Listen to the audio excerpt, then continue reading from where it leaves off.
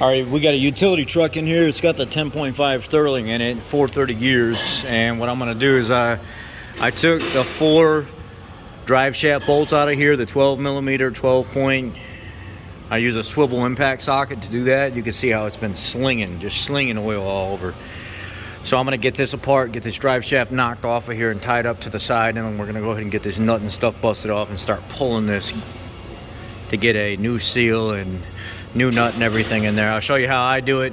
It may not be the most desirable way to do it. Some guys may not like it, but it's how I do it. If you don't like it, you don't like it. You don't have to do it my way, but I've never had one fail.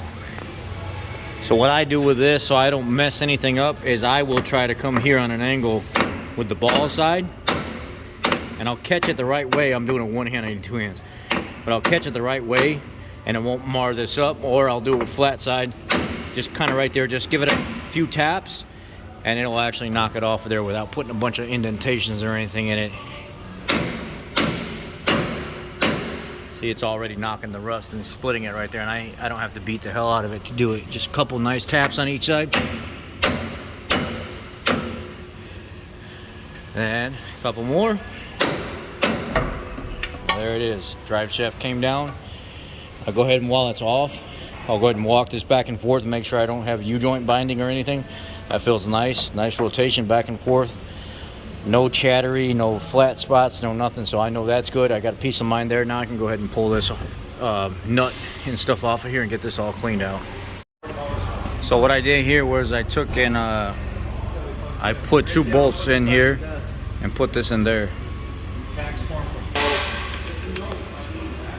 So I got my Mac puller on here, but I took the pieces out of it that you can adapt to it and put bolts in instead. And part number is BP534B, and I'm going to use this to drive into the pinion and pull the yoke out of there. The nut is a on the 10.5 Sterling is a 42 millimeter. It played hell coming out. I had to impact it like 3 or 4 times to get it to break past the locking tabs, and it just came right off.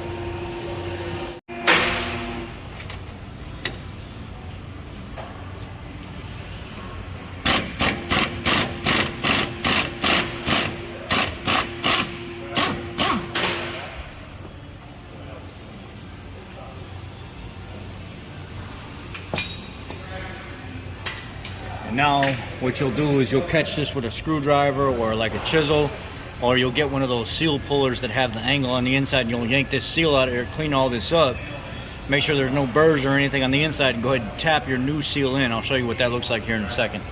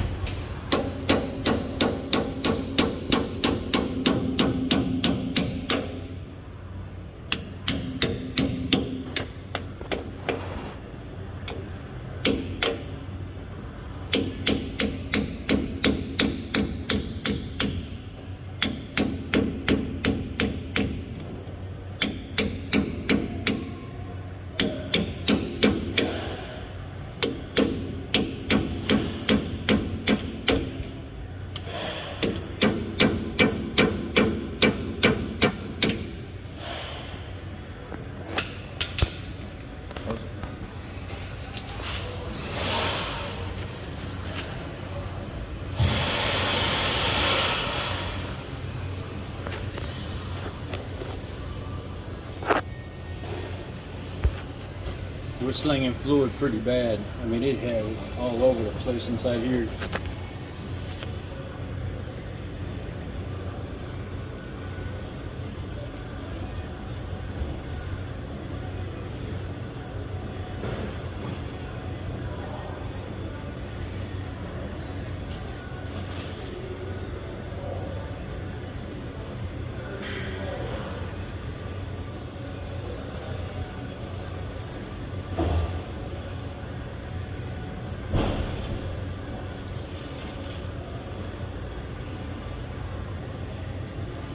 Slinger looks good, the fluid looks good, nothing in here really looks like it was burned up, so we're good there.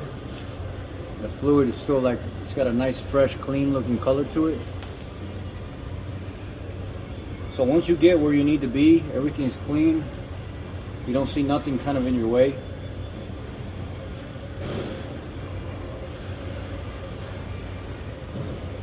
I don't feel any chips in the edge.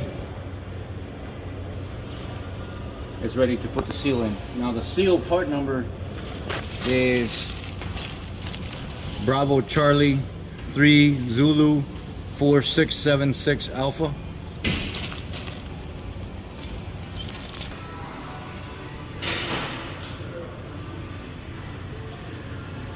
Some of you may ask, why are you doing this? Because I find a lot of guys go to install these and they get them set in cockeyed, and the spring that goes on the seal lip here ends up coming out. So what I do is I just take some grease and I pack in there to help keep the spring around the seal lip in, and that way I will have less chance of running into a failure, an install failure. I just pack it full. It ain't gonna hurt nothing being in there. You don't have to do it my way. You can do it however you want. But this is my way. You're watching my video because you need help, right? So then you listen to me.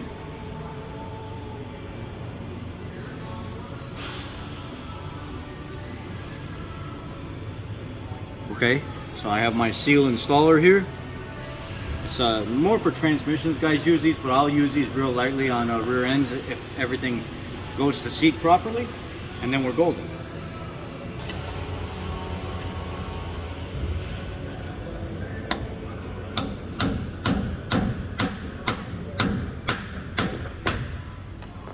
Now I got it started. I'll give it a little tap. Just make sure I've got it nice and lined up. Once I get it going,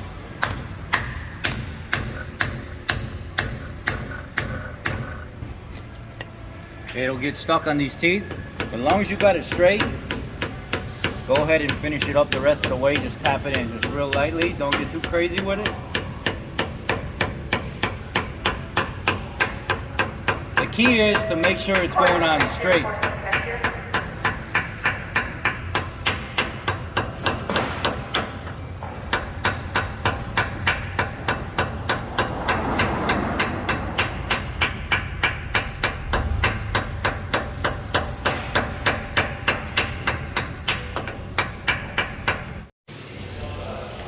Alright, this is where we're at. You see, got the seal installed. Gonna make sure everything's topped off here.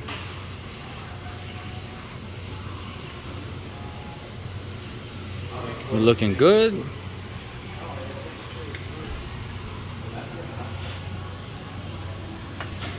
I know my two counterweight or my balance drill holes for this balance ring were right here dead center, so that's why I'm going to put them back like so. And then I'm going to take the old nut and I'm going to pull it in the rest of the way with the old nut if I can get it to go. And it won't go, so I got to tap it a little.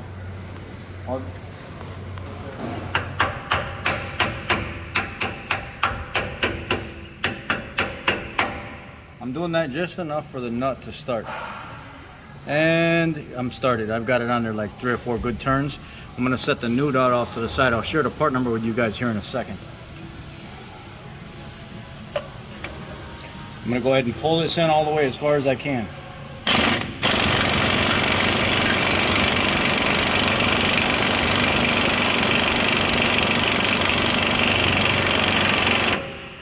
I know that's done right there. So I'm not pulling in anymore with this one. I'm going to go ahead and take the old nut off and put the new one on.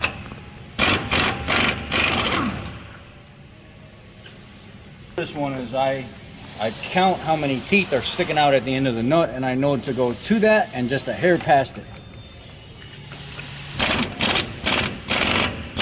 So I'm there, and I got 3.5, 1, 2, 3.5, and I'm going to go a hair more.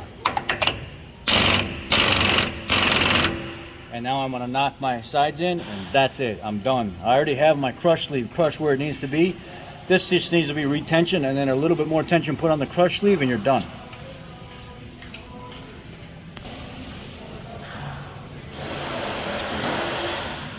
So now I just lock my little notches in here.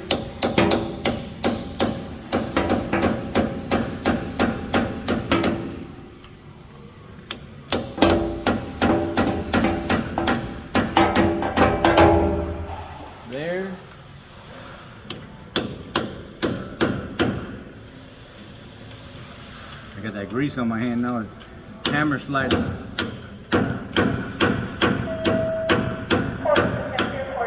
And there. That's all you really need.